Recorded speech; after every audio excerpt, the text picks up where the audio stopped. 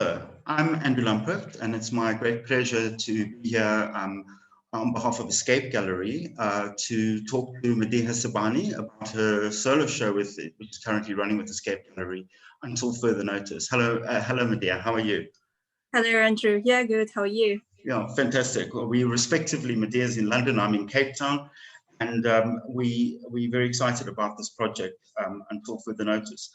We were talking about the title itself, and I think it speaks a little bit about the moment we're in at the moment. Everything seems to be on until further notice, until further notice. In the catalogue essay, I spoke about how a CD is spinning and it's making no noise when it's on pause, if those who remember CDs. I wondered if you had any thoughts about that in relation to the exhibition. Yeah, I mean, at the moment, everything is procrastinated or postponed.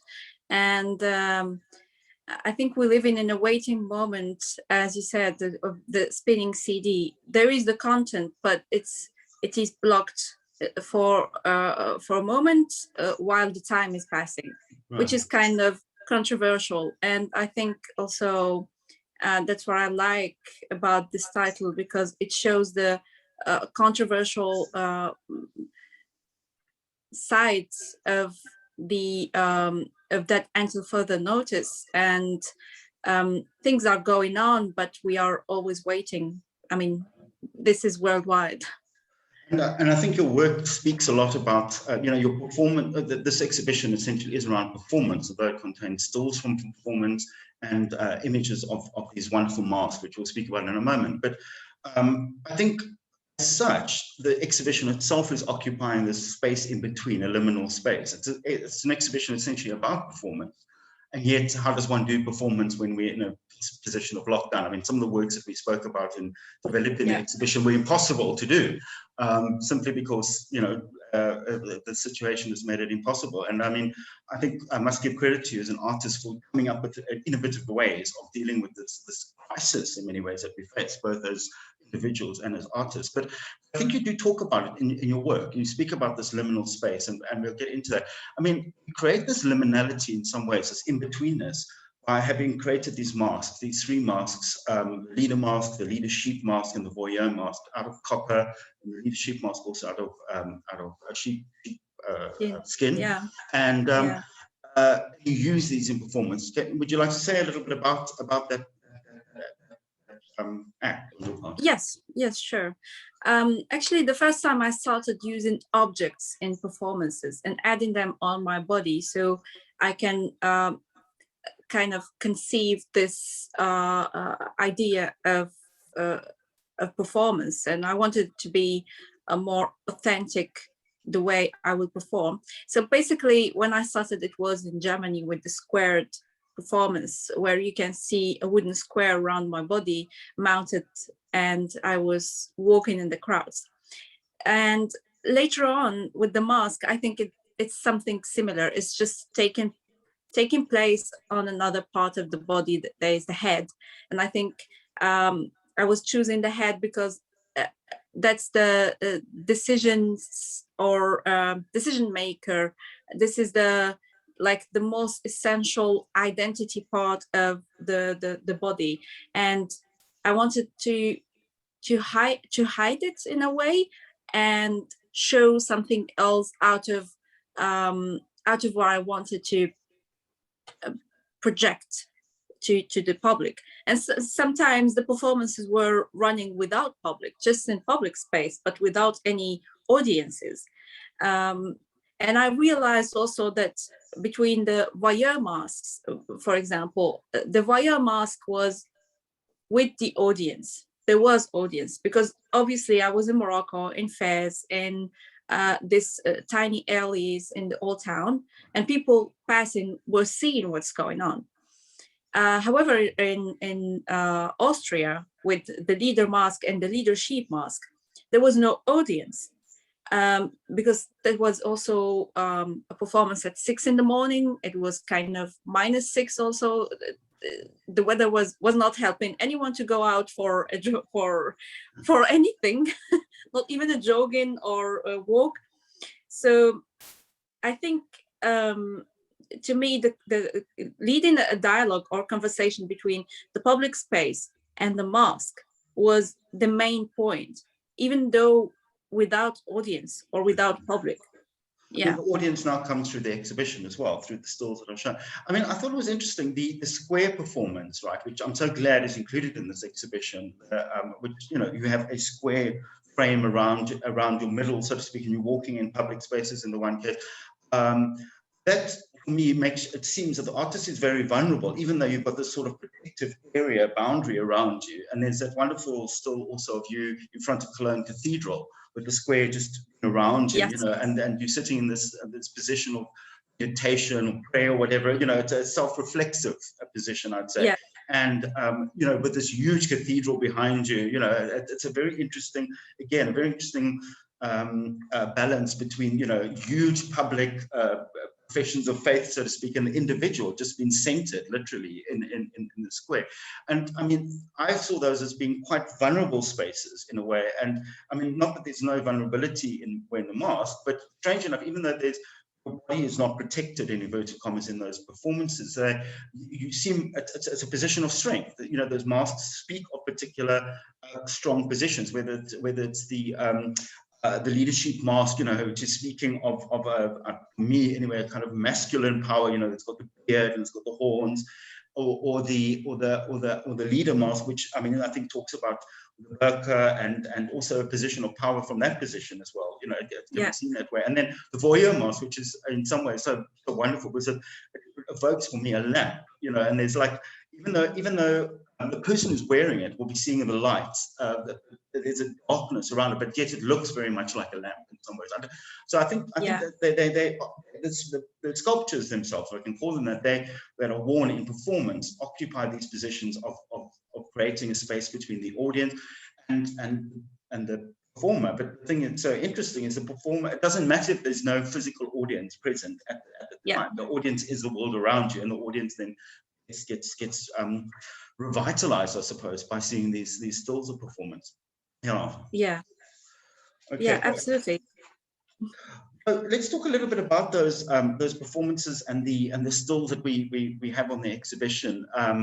As you say, some of them happened in Austria, some of them happened in Germany, some of them happened in Morocco. Could you just maybe run through like what was your thinking in those performances? And interesting enough, as you said, you know, some of them are titles are things like, you know, stairs and alley and things like that. So it's very much about space specific, site specific things. Yes, I think I was adapting my performances to the space and to the society, because when I first decided to do a performance, I didn't want it to be in a closed space, because somehow I wanted to have to avoid boundaries and to claim that public space and to show this artwork not being spoken as an artwork, and something between social experience and performance. And again, I know it's very controversial, because when we say that we will bring art to public space, this means we want to educate the audience or the public space that this is also kind of arts, especially in Morocco, because it was like still a very virgin area where nearly we will see no one performing in the street, not even a musician playing music in the street. So it was very tough to explain that this is art. And I didn't want to talk to the audience. I wanted to be silent, which most of the performances are, except for one performance called Vaccine. That's the only performance I was talking to the public. And jumping from a space to another was the aim to bring also challenge to myself, like challenging myself, how I can still perform in a society full of artists who are doing performances in public or in galleries and museums, people know, that this is performance. So how can I be also noticed? It was very challenging, but I think the more I was distant and living in Morocco, not being in Europe, I was kind of blind. So when I went to Europe, I saw things that probably Europeans around me couldn't see. And that's how I was bringing something new as performance. And I started with the square next to the cathedral, then squared, walking around with the wooden square. Then came a chair. On my website, you can see it, chair and mirror recording and other performances. I was adapting somehow to the mentality and trying to capture all these headlines that I can work with and I can recycle for my work. But it involves also human interaction and the sociocultural boundaries and understanding. So yeah, somehow I like to be interactive. Yeah. Would you say your work is humane work? I mean, your work seems to be very much, even though they're about, you are the silent center of them, it seems to be reaching out to a public as well. It seems to be about humanity and a sympathy for humanity. Would I be correct in saying that? Yes, of course. Yeah. If we look at reactivation performance, that was in Casablanca in Hey Mohammadi, where normally people would be afraid to go there and walk by themselves because it's not seen as safe area. I cannot judge because when I was there, nothing happened to me. Right. So I was choosing also these like contradictive connotations of the space and how the people are perceiving it in this society. And I just go and do something very peaceful, showing serenity and questioning the trust that we lost in this extent. Right. And Madiha listens to the earth. Could you tell us a little bit about that performance? Yeah, so no, it's all right. Madiha actually, it was a goddess at the pharaoh's times, and it was a goddess of silence. So actually, I brought this name to Madiha is listening to the earth, or Madiha écoute la terre, because I wanted just to bring a silent creature to different spaces between the busy spaces of human interaction and the very silent spaces, and also some spaces where we have like the waste of the human production as well, and sit there and just be silent and stick to the minimum action I can do as a human being. And that was to me very powerful because I could see the difference between my state of mind at that moment and everything that is surrounding me. I couldn't see it. I'm exactly like all the public later on because I was just watching the video. I couldn't see myself in that space. Yeah. I mean, I think this exhibition there are many powerful moments, and I think silence is really important. I would encourage the viewers of the exhibition online, to spend some time looking quietly at these works. It's a wonderful centering exhibition in that sense. It leaves a lot of questions open.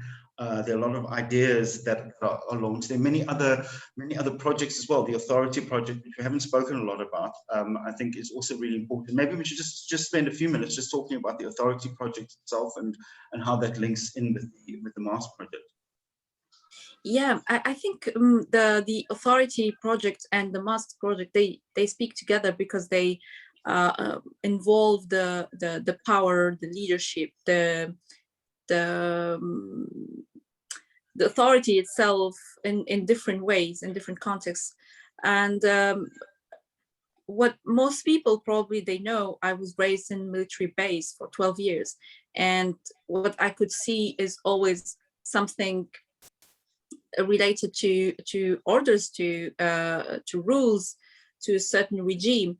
And that's why also I was comparing it to the aspect of authority in every way is also this how can I say it, this form of army and military regime applied also in a religious way, in a cultural way, in a like psychological way.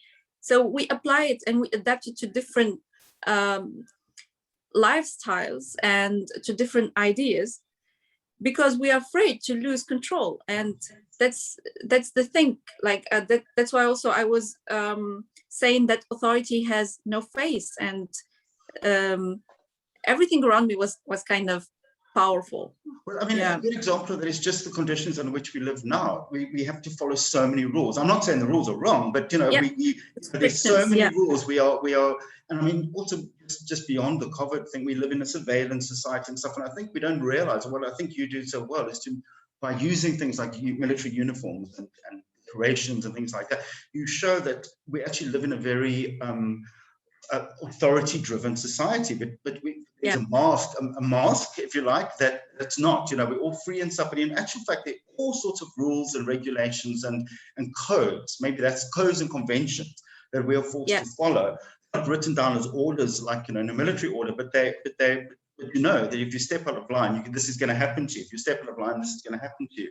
We are surveilled the whole time. So I think, you know, you make that very clear in your work. That I think it's a wonderful aspect, and it's sometimes quite frightening, like the work hanged. You know, the hanged works, they're rather frightening in a way. But you're making this point that, you know, we're also hanging by a thread in some ways. You know, that at any moment somebody can pull the noose, whether it be of a military uniform or whether it be, you know, whether it be your internet connection. You know, somebody can rip the cord and you're in trouble. Exactly. Yeah, that's true. Madiha, thank you so much. I know that silence is your natural form, but you've been very eloquent today and helping us to talk about this. And you know, just for anyone, the works are on the Escape Gallery website, and there's more information there about you. There's other materials relating to the exhibition. And I just want to thank you so much for this opportunity to talk about Until Further Notice. Thanks to you, Andrew. I'm really fascinated and honored to work with you and Escape Gallery. Fantastic. Thank you so much.